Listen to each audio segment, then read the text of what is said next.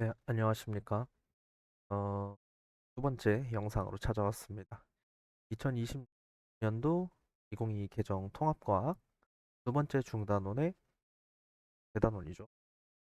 첫 번째 중단원, 그 중에 두 번째 소단원, 지구와 생명체를 구성하는 원소의 생성에 대해서 이야기를 해볼까 합니다. 사실 제가 영상을 자주 올리고 싶은데요. 영상을 보시는 분들 중에는 저를 아시는 분들도 계시고 모르시는 분들도 계시겠지만 제가 생긴 거랑 다르게 생각보다 바쁩니다. 그래가지고 영상을 촬영하려고 이렇게 시간을 따로 할애하기가 쉽지가 않아가지고 그 부분이 되게 항상 안타깝게 생각을 하고 있고, 그럼에도 불구하고 마음에 빚이 있어요. 영상을 꼭 하고 싶다는 그런 마음의 빚이 조금 있어가지고 느리지만 하나씩은 올려보도록 노력을 하겠습니다. 어쨌든 우리가 지난 시간에는 시작에 대해서 이야기를 했었습니다. 빅뱅 우주론에 대해서 이야기를 했고, 그 결과 수소, 헬륨, 원자가 어떤 식으로 생성이 되었는지에 대해서 이야기를 나눴는데, 그럼 여기서 우리가 좀 더 궁금해 보자라고 한다면, 효율표상에 존재하는 원소는 2개가 아닙니다. 118가지나 되는데, 무거운 3번 이후의 원소들은 어떤 방식으로 생성이 된 걸까? 그런 질문으로부터 출발해보자 라고 생각해 주십니다. 그래서 먼저 구체적인 얘기를 하기 전에 여러 곳에 존재하는 원소들의 존재비에 대해서 이야기 한번 해볼까 합니다. 어, 우주에는 우리가 빅뱅 우주론에서 배웠다시피 수소와 헬륨이 거의 대부분인데, 수소와 헬륨의 비율이 약 3대 1 정도의 질량비를 가지고 있어요. 그리고 나머지 기타 원소들은 다 합쳐서 퍼센트가 채 안 됩니다. 그런 반면에 우리가 지구에 대해서 한번 본다면, 지구에 가장 많이 존재하는 원소는 철이고요.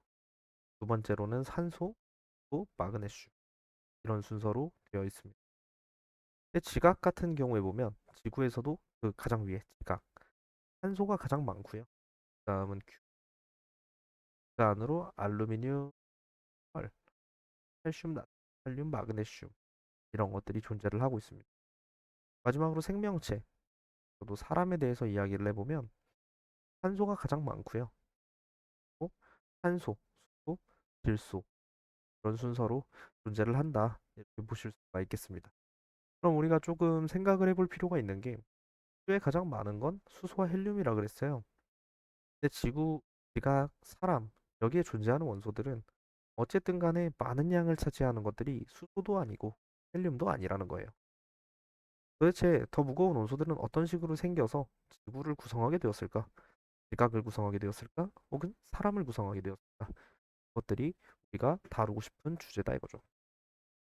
그와는 별개로 어, 내신 시험을 생각을 한다고 하면은 이 원소들의 존재, 가장 많은 게 누군지에 대해서 시험 문제에서 자주 출제가 됩니다.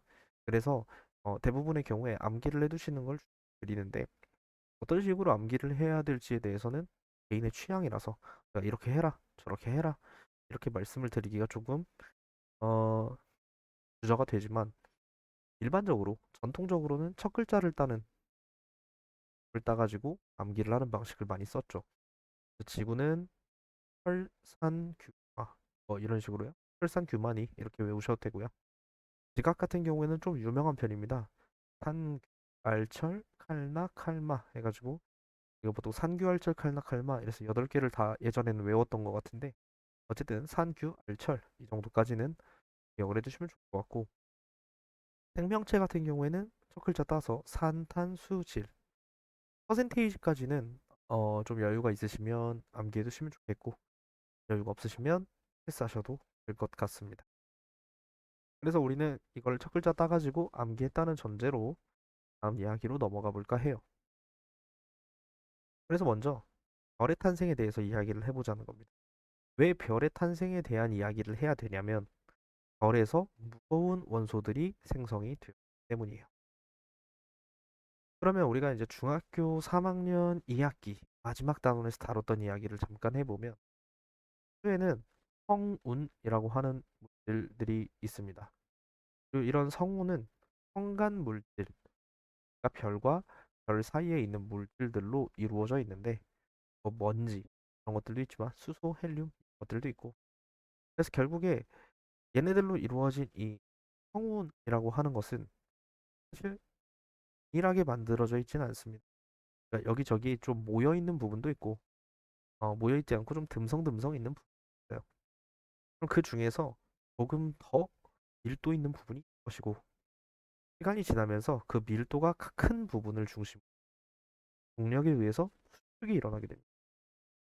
그래서 최초에는 성간물질이 성운을 만들고 그 이후에 밀도가 큰 곳을 중심으로 수축을 하면서 최초의 별의 형상을 띤 어떤 것들이 만들어지게 돼요.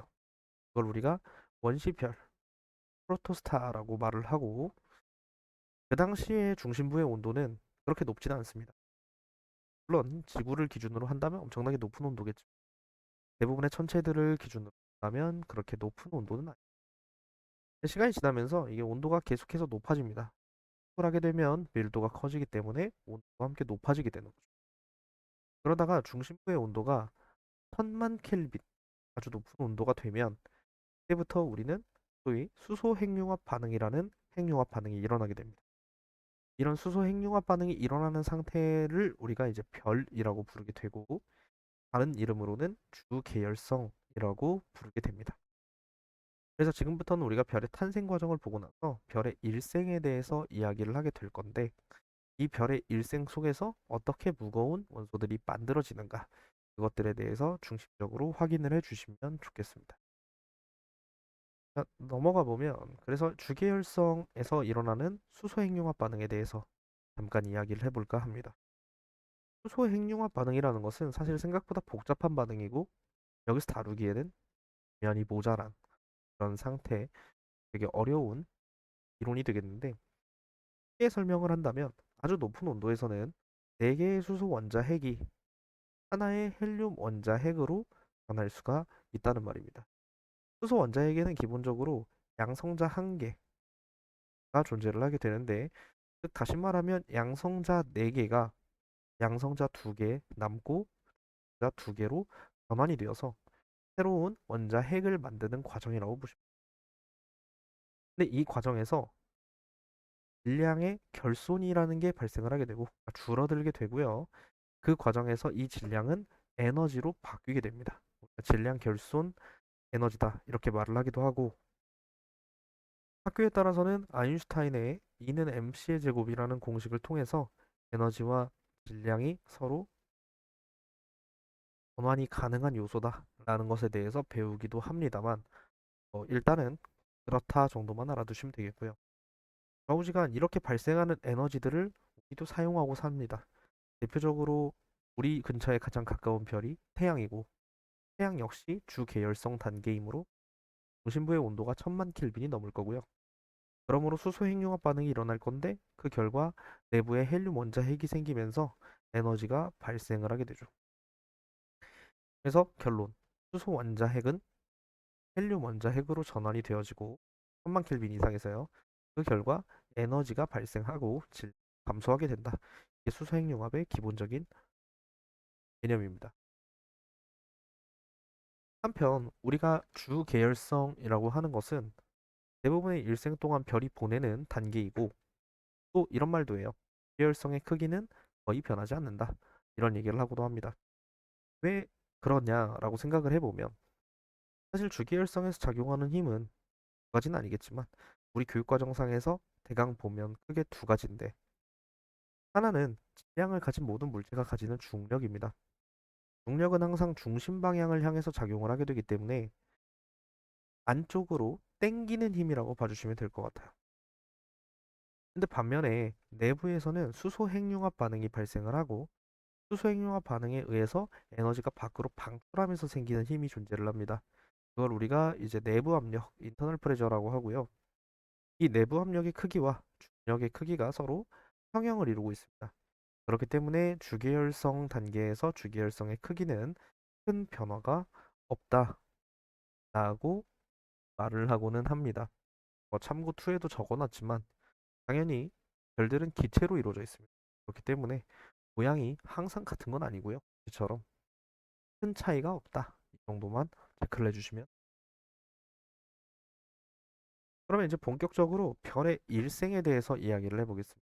사실 별의 일생도 별의 질량에 따라서 우리가 일생을 구분을 하는데 질량이 천차만별이에요. 그렇기 때문에 별의 일생 역시도 우리가 배울 단 두 가지 이렇게 분류를 할 수가 없고 실제로는 더 많은 별의 일생들이 있습니다. 근데 우리는 어쨌든 과학자가 아니고 통합과학을 공부하는 대학 고등학생이죠. 그렇기 때문에 교육 과정에 충실해서 우리는 별의 일생을 크게 태양과 질량이 비슷한 별, 그리고 태양보다 질량이 10배 이상 무거운 별로 해서 보게 될 것입니다. 태양과 질량이 비슷한 별에 대해서 먼저 논의를 해보면요. 처음에는 주계열성 단계가 되고 나서 수소 핵융합 반응이 일어나게 될 거예요.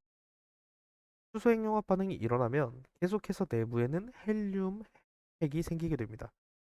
헬륨 원자 핵이 생기게 되는 거죠. 시간이 아주 오랜 시간이 지나면 결국 중심부에 있는 수소는 모두 고갈이 되고 내부에는 헬륨만 남게 되죠. 즉 수소 핵융합 반응이 중단된다라는 말이에요. 그럼 어떤 일이 일어나냐면 방금 전 슬라이드에서도 보여드렸다시피 내부 압력과 중력이 서로 평형을 이루고 있었는데 중력은 계속해서 존재를 하겠지만 내부 압력은 사라져버린 상황이 되는 거죠. 그러면 내부가 급격히 수축을 하게 됩니다. 평형이 깨지게 되는 거예요. 수축을 하게 되면 온도가 올라갑니다. 계속해서 올라가고 올라가고 올라가다가 1억 켈빈이 넘어가게 되면 그때부터는 온도가 아주 높으므로 헬륨을 가지고도 핵융합을 할 수가 있게 돼요. 근데 이 과정에서 중심부의 온도는 1억 켈빈까지 높아지게 되는데 바깥쪽 층은 가열이 되면서 점점 그 부피가 커지게 돼요. 이 상태를 우리가 레드 자이언트, 적색 거성 단계라고 합니다. 그러니까 태양과 질량이 비슷한 별들은 비열성 단계 다음에 적색 거성 단계를 거친다. 이렇게 봐주시면 되겠죠. 자, 헬륨 핵융합이 일어나게 되면요. 헬륨보다 더 무거운 원소들을 만들 수 있게 되고요. 이 과정에서 탄소 그리고 산소 정도까지 생성이 되어집니다. 우리가 주기율표 외우셨으면 수엘립의 붕탄 집산 그러니까 원자번호 8번까지 만들어지는 과정이다. 이렇게 봐주시면 됩니다. 시간이 많이 지나면요. 결국에 헬륨 핵융합 반응도 끝나는 날이 오겠죠. 결국 중심부에는 탄소 혹은 산소 핵이 만들어지게 되고 더 이상 헬륨이 남지 않게 돼요. 근데 이때 태양과 질량이 비슷한 별들은요. 그 질량이 충분히 크지 않기 때문에 여기서 더 이상 핵융합 반응을 할 수 없게 되고요. 결국 바깥쪽은 계속해서 팽창해서 우주로 퍼져나가게 되고 중심부는 화학 수축을 하면서 크기가 작아지게 됩니다. 이 과정에서 중심부는요, 하얀색 빛을 띠는 작은 별이 되고요. 이걸 우리가 백색 외성이라고 말을 합니다. 그리고 우주로 퍼져나가서 만들어진 성운을 행성상 성운이라고 말을 하게 되죠. 그래서 결론을 지어보면 태양 정도의 질량을 가진 별들은 핵융합 받은 결과 원소들 중에선 탄소 정도까지 만들 수 있다라는 거죠. 그리고 그 핵을 봤을 때 중심부로 갈수록 더 무거운 핵들이 존재를 하게 된다라는 것을 우리가 있겠습니다. 반면에 우리가 이제 질량이 태양보다 10배 이상 무거운 별들에 대해서 이야기를 해보면요. 얘네들도 마찬가지죠. 처음에는 주계열성 단계를 거치게 돼요. 이 주계열성 단계가 끝나고 나면 거성 단계가 되어야만 하는데 질량이 매우 크기 때문에 적색 거성보다 매우 큰 거성이 생기게 돼요. 우리가 이걸 이제 슈퍼자이언트라고 해가지고 초거성이라고 부르게 돼요. 초거성 상태가 되었으니까 질량이 아주 큽니다. 다시 말하면 산소보다 훨씬 무거운 원소들도 생성을 할 수 있게 되더라라는 말이 되겠죠. 그 결과 만들 수 있는 원소의 가장 마지막 원소는 원자번호 26번의 철이 됩니다. 26번 철이 만들어지는 정도까지는 핵융합 반응을 통해서 진행이 될 수가 있어요.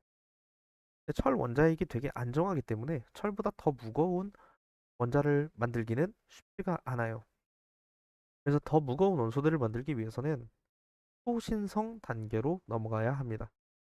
그리고 이 초신성은 아주 큰 에너지를 머금고 있다가 결국에 폭발이 일어나게 되는데 이 초신성 폭발의 결과 우리가 알고 있는 원소 중에서는 약 90번 우라늄까지 생성이 되어집니다. 그 이후의 원소들은 현재 우리 주기율표상에는 118번까지 존재를 하는데 나머지 원소는 인간이 인위적으로 합성한 것이다. 이렇게 봐주시면 되겠습니다. 초신성 폭발이 끝나고 나면 태양보다 질량이 10배 이상 무거운 별들의 일생은 크게 두 가지로 나누어지게 되는데 질량이 좀 그래도 그렇게 무겁지는 않은 별들은 결국에 수축하면서 중성자만 남은 파란색 별이 됩니다. 이걸 우리가 중성자별이라고 말을 하는데 질량이 태양보다 25배, 30배 이상 무거운 경우에는 폭발 후에 남은 중심부가 폭발하게 됩니다. 그 결과 블랙홀이라고 하는 것이 만들어지게 되고 이 블랙홀은 아주 강한 중력을 가지고 있어서 빛조차 통과할 수 없다. 이것으로 되게 유명하죠. 그래서 밑에 보시면 중간에 제가 이제 그림들을 좀 가지고 와봤습니다. 당연히 제가 만든 그림은 아니고 검색을 해서 찾아왔는데 알데바란이라고 하는 별이 있습니다. 그 별은 지금 현재 적색 거성의 상태고요. 혹은 베텔게우스라는 별도 있고요. 이 별은 아주 큽니다. 초거성 상태라고 봐주시면 돼요. 그다음에 지금 8번에 있는 행성상 성운의 모습입니다. 아, 이렇게 생긴 게 행성상 성운이구나. 나선 성운의 모습을 나타낸 것이고요. 그리고 그림 9번은 이제 우리가 견우성 직녀성을 나타낸 겁니다. 백색 외성의 예시가 되겠고. 그다음 밑에 이제 10번에 초신성 폭발의 잔해라고 나오는데 되게 유명한 그림이죠. 시험에도 되게 자주 나오고 대성운의 모습입니다. 1번에 이제 중성자별의 모습이 나타나고 있고요. 블랙홀 같은 경우 자리 이스타 의 모습을 나타낸 것입니다. 네, 여기 있는 그림들이 사실은 촬영한 그림만은 아니고 상상에 의해서 어떤 이론에 의해서 만들어진 모델도 있어요. 그러니까 사실 실제 이렇게 생겼다라기보다는 결국 시험 문제에서는 어떤 형식으로든 그림 자료를 제공을 해야 되지 않을까요? 때문에 그냥 그림을 눈에 발라놓는 용도로 이렇게 생겼구나 이렇게만 봐주시면 좋을 것 같습니다. 그래서 제가 이제 말을 하다가 갑자기 생각이 난 건데 제가 평상시에 말을 하는 것보다 다소 느리게 지금 동영상을 찍고 있습니다. 그래서 혹시 이 영상을 잘 듣고 계셨다면 그리고 지금 제 말을 듣고 계시다면 빨리 배속, 배속으로 늘려가지고 빠른 속도로 들어주시면 좋겠습니다. 자, 그래서 우리가 좀 전까지 별의 일생에 대해서 이야기를 했어요. 그러면 그 다음에는 조금 더 우리 근처의 이야기를 해볼까 해요. 별 중에서 우리 근처에 가장 가깝고 우리랑 가장 친근한 별이 뭐냐? 당연히 태양이죠. 그리고 우리는 태양의 시스템 안에서 살아가고 있습니다. 이걸 태양계라고 하고요. 그럼 태양계는 어떻게 생겼을까? 그 다음 이야기가 그런 방식으로 넘어가게 되는 거예요. 그래서 태양계까지 가지 않고 그냥 지구를 생각을 해보면 지구에는 사실 우라늄도 존재를 하고 철도 존재를 합니다. 무거운 원소들이 존재를 하는 상태예요. 그럼 최초의 지구 그리고 지구 밖에 있는 태양계 얘네들은 모두 초신성 폭발로부터 만들어진 녀석들이다 라는 것을 알 수가 있다는 거예요. 그래서 최초에는 태양계를 만든 태양계 성운이라는 게 있었을 겁니다. 시간이 지나면서 중심부를 중심으로 밀도가 커지고 키가 작아지면서 축을하기 시작했을 거예요. 그 결과 원시별이 만들어졌을 테고 이 원시별을 우리가 원시태양이라고 부르는 거예요. 한편 중심부로 수축을 하는데 참여하지 못했지만 이 태양을 따라서 빙글빙글 돌던 녀석들도 있었습니다. 원반 모양을 만들었을 거라고 해서 원시 원반이라고 말을 하게 되고요. 조금 더 시간이 지나면서 각각이 이제 고리를 만들게 됩니다. 이 고리 역시도 불균일하게 이루어져 있기 때문에 주변부에서 자기들끼리 또 다시 수축을 하면서 소위 말하는 미행성체라고 하는 것들이 만들어지게 됐어요. 이 미행성체는 초반에 계속해서 충돌을 냈어요. 서로 부딪히고. 그 과정에서 크기가 충분히 커진 녀석들이 원시 행성의 형태가 되었고 더 시간이 많이 지나면서 태양의 온도가 1000만 켈빈이 넘어가는 순간이 왔을 때부터 수소의 핵융합 반응이 가능해졌죠. 그때부터 더 이상 원시 태양이 아니라 태양이 되고, 그리고 원시 행성이 아니라 행성이 되고, 그때부터를 우리가 태양계가 형성이 되었다라고 말을 하게 되는 것입니다. 지금은 이렇게 생겼고, 우리가 중학교 2학년 때 태양계에 대해서 간단하게 배운 적이 있습니다. 태양을 중심 앞쪽에 있는 수성, 금성, 지구, 화성을 지구형 행성이라고 말을 하고요. 목성, 토성, 천왕성, 그리고 해왕성까지를 목성형 행성이라고 했습니다. 지구형 행성에는 아무래도 무거운 원소들이 많고 지각, 즉 땅덩어리가 있다는 게 특징인 반면에 목성형 행성은 대부분 기체죠.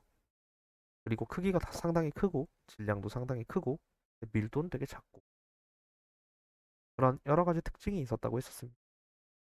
시험 문제에서 학교에 따라서 또 다르겠지만 지구형 행성과 목성형 행성의 특징들을 물어보시는 선생님들도 계세요. 그러니까 혹시 이 개념이 좀 모자라다 싶으시면 중학교 때 공부했던 책을 하나 꺼내가지고 이미 버리셨으면 어쩔 수 없고 다른 책이라도 찾으셔서 한 번쯤 다시 읽어보시고 넘어가시는 걸 추천드립니다. 마지막으로는 이제 지구의 형성이에요. 생각해보면 별의 일생을 받고 그중 태양의 일생을 받고 이 태양의 그 근처 태양계의 형성 과정을 봤습니다. 마지막으로 보고 싶은 건 그 중에서도 우리가 살아가고 있는 세상인 지구예요. 자, 그럼 지구가 어떤 식으로 형성이 되었을까 생각을 해보면 아까 했던 얘기랑 이어집니다. 원시 태양이 형성되고 원시 원반이 형성된 다음에 이 원시 원반을 중심으로 여러 미행 성체들이 형성이 되었어요. 계속해서 미행 성체들이 충돌을 했고요. 그러면서 원시 지구가 만들어지게 된 거죠. 미행 성체의 충돌이 계속해서 일어나니까 신부의 아니 아니죠. 표면의 온도가 계속해서 상승을 했고요. 그렇기 때문에 땅이 딱딱하게 굳을 수 있는 환경이 아니었습니다. 그래서 지구 전체가 녹아서 마그마가 된 상태가 있었고 이를 우리가 마그마의 바다다 이렇게 말을 합니다. 충분히 크기가 커진 다음부터는 지구 내부에 뭐 자기장도 생기고 여러 가지 일들이 일어나면서 더 이상 미행성체의 충돌이 많아지지 않게 감소하게 되었고 그러니까 시간이 지나면서 지구의 온도가 감소를 하게 되었습니다. 시간이 흐르면서 온도가 감소함에 따라 무거운 물질은 아래로 가라앉고 가벼운 물질은 위로 뜨게 됐습니다. 그래서 철과 니켈과 같은 무거운 일반적으로 금속들이죠. 얘네들은 중심부로 가라앉아서 핵, 코어를 형성을 했고요. 그 다음에 산소, 규소 이런 가벼운 물질들은 밖으로 떠올라서 멘트를 형성을 하게 됩니다. 이거 뭐 못하네요. 수소가 없는 건 아니지만 산소, 규소 이런 것들입니다. 조금 더 시간이 지나니까 이제 멘틀의 가장 위쪽 부분이 말라서 굳게 됐어요. 그걸 우리가 원시 지각이라고 합니다. 원시 지각이 형성되니까 더 이상 뜨거운 마그마의 열기가 밖으로 나올 수가 없게 됐고요. 그렇기 때문에 지금까지는 기체 상태로 존재했던 수증기가 물이 되어서, 즉, 비가 되어서 내리게 됩니다. 이 비는 아주 오랜 세월 동안 내렸다고 여겨지고 있고요. 그 결과 최초의 바다가 형성이 됩니다. 원시 바다가 형성이 됩니다.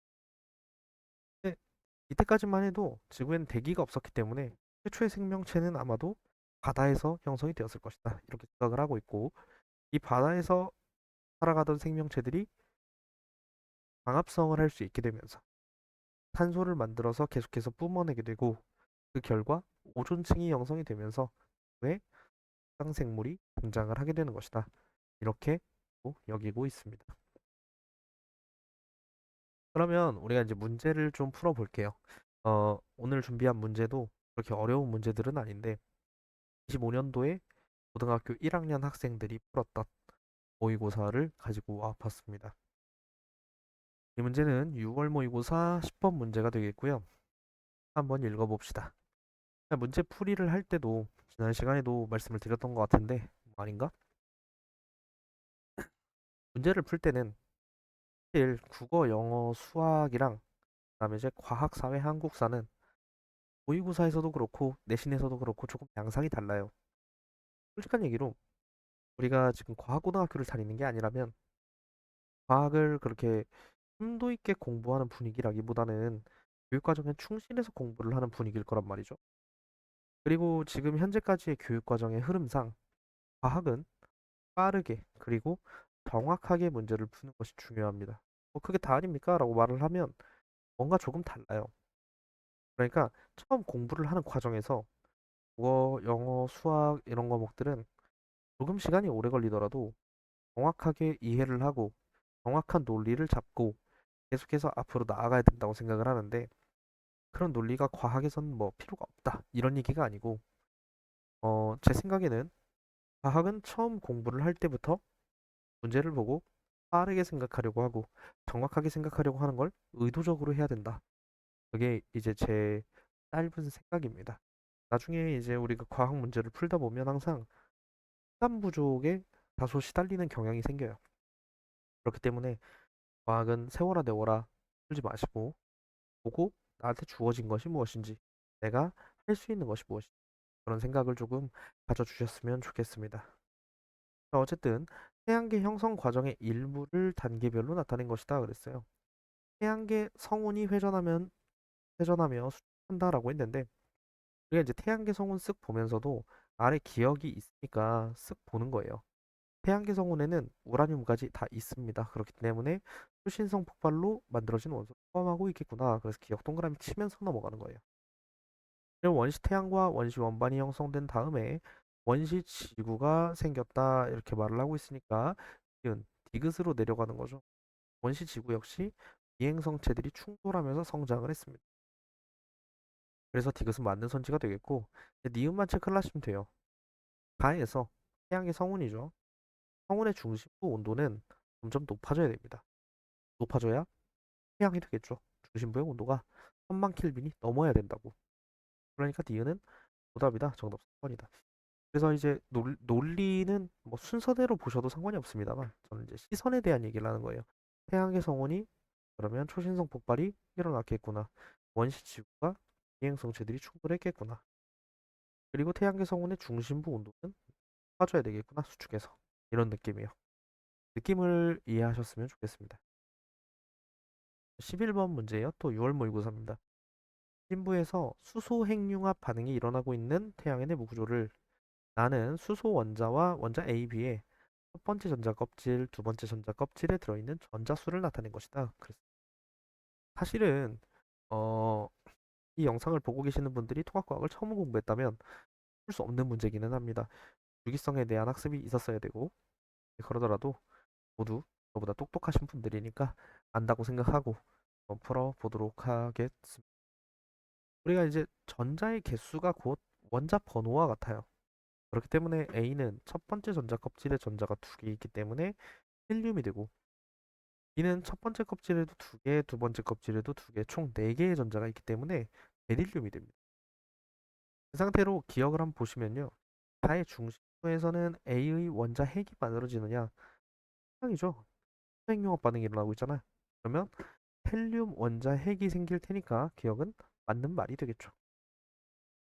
니은의 A와 B는 같은 족 원소냐라고 했는데 특이성입니다. 우리가 주기율표를 남기하고 계신다면 헬륨은 18족, 베릴륨은 2 때문에 같은 족 원소가 될 수가 없죠.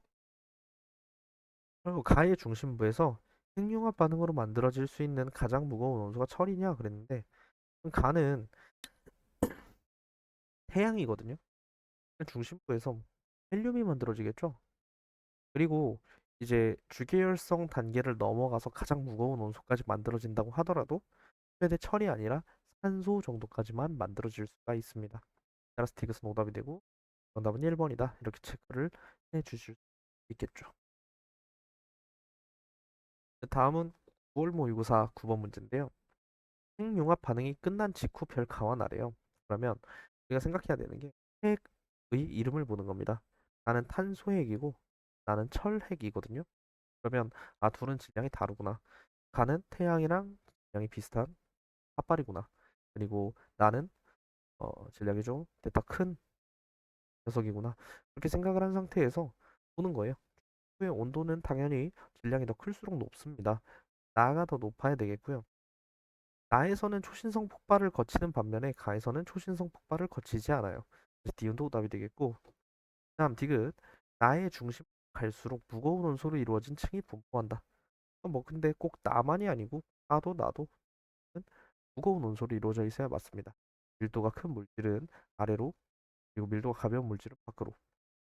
무엇보다도 핵융합 반응 결과 더 무거운 원소가 생성이 되기 때문에 그렇습니다. 그렇기 때문에 디귿은 맞죠. 체크를 해주시면 되겠어요. 아마도 지난 시간에 풀었던 문제인데 한번 더 보겠습니다. 주기율표의 일부를 나타낸 거예요. 그리고 8번에서는 원소 A, B와 별 S의 스펙트럼을 나타낸 것이다 라고 했습니다. 그럼 먼저 체크를 해야 되는 게 주기상 A, B가 수소랑 헬륨이라는 걸 보는 거예요. 아, 그럼 A, B는 수소, 헬륨이구나. 그리고 그 밑에 별 S의 스펙트럼을 보면 흡수 스펙트럼이긴 하지만 A랑 B랑 정확하게 겹치고 있습니다. 아, 그러니까 별 S의 대기에는 수소도 있고 헬륨도 있구나. 이렇게 체크를 해주시면 되겠죠. 그 다음엔 빠르게 체크하는 거예요. A는 방출이에요. 그래서 기억은 틀렸고, 별 S의 대기에 당연히 헬륨이 있겠죠. 그래서 D는 맞고. 그다음 디귿, 이제 핵융합 반응 때문에 제가 가지고 온 건데, 별 S의 중심에서 수소 핵융합이 일어나면 뭐가 생기죠? 헬륨 원자핵이 생깁니다. 그래서 B의 원자핵이 맞는 말이죠. 정답 4번이다. 이렇게 체크를 해주시면 되겠습니다. 넘어갈게요. 자, 이거는 몇 월이지? 10월인가? 아무튼 그러네요. 10월 모의고사 19번 문제가 되겠습니다. 자, 그림 가는 중심부에서 핵융합 반응이 끝난 별 S의 내부 구조와 각 영역에서 가장 큰 질량비를 차지하는 원소를, 나는 사람을 구성하는 원소의 질량비를, 나는 이온 Yn-의 전자배치 모형을 나타낸 것이다 라고 했어요. 사실 이건 또 마찬가지로 주기성, 화학 결합, 여기랑 좀 엮어서 문제를 낸 케이스라서 처음 배우는 상태에서는 풀기 어렵습니다. 하지만 계속 말을 하지만 여러분은 똑똑하시기 때문에 이해를 하실 거라 생각을 하고 문제를 한번 볼게요. 일단 가에서는 핵을 표시를 한 건데 Y가 뭐다라고 딱 찍기가 조금 애매하거든요. 그래서 나를 보시면 생명체를 구성하는 원소 탄탄수질, 제가 그 얘기를 했었습니다. 가장 많은 게 산소예요. 즉 Y가 산소라는 것이고 X는 수소입니다. 그래서 X 수소, Y는 산소가 되고, 산소는 26쪽이거든요. 최각의 전자가 6개입니다. 네온의 전자 배치를 가지기 위해서는 전자를 2개 더 먹어야 돼요. 다시 말하면 N은 2가 된다. 그러면서 체크를 하는 거죠. 철 S가 만약 초신성 폭발을 한다면 철보다 무거운 원소가 생긴다. 이건 당연한 얘기입니다. 사람을 구성하는 Y는 탄소죠. 우주의 진화 과정에서 생성이 되었겠죠. 그리고 Y는 2주기가 맞습니다. 2주기 쪽이고요. 3번 맞고 4번이 틀렸네요. E-가 돼야 됩니다. E-. 그래서 4번이 정답이 되겠고, 공유 전자쌍수의 비는 우리가 다음 시간에 좀 더 자세히 다루겠지만 수소 같은 경우에는 단일 결합 한 쌍으로 이루어져 있고 탄소의 경우에는 이중 결합 하나로 이루어져 있기 때문에 공유 전자쌍이 한 쌍, 두 쌍으로 1대2가 맞습니다. 정답 4번이라고 체크를 해주시면 되겠고요. 그럼 오늘 내용도 이렇게 마무리가 되었습니다. 정리를 한번 해보면 우리가 첫 번째 단원에서는, 사실 첫 번째 단원은 아니긴 해요. 두 번째 대단원의 첫 번째 내용에서는 최초의 가벼운 원소들은 어떻게 생성되었을까 이 얘기를 했어요. 그 과정에서 빅뱅 우주론의 전개 과정에 대해서도 학습을 했습니다. 그리고 이렇게 두 번째 단원에서는 그러면 수소와 헬륨보다 더 무거운 원소들은 어떤 방식으로 있을까? 그것에 대해서 이야기를 나누고 별의 일생에 대해서 다루게 됐어요. 다음 단원에서는 그러면 이렇게 만들어진 원소들은 어떤 공통점이 있고 어떤 차이점이 있을까? 이들을 어떤 식으로 나열할 수 있을까? 이것을 중심으로 이야기를 진행해 나갈 것입니다. 그래서 그들이 일련의 주기적 성질을 띠고 있다는 것에 대해서 이야기를 나눌 거고요. 그리고 그들이 안정해지기 위해서 여러 가지 물질들을 만들기 위해서 화학 결합을 형성한다. 그래서 화학 결합에 대해서도 이야기를 나눠볼 겁니다. 좌우지간 긴 시간 들어주셔서 감사하고 다음 시간이 언제가 될지는 모르겠지만 다음 시간에 뵙었으면 좋겠습니다. 다음 시간에 뵙겠습니다.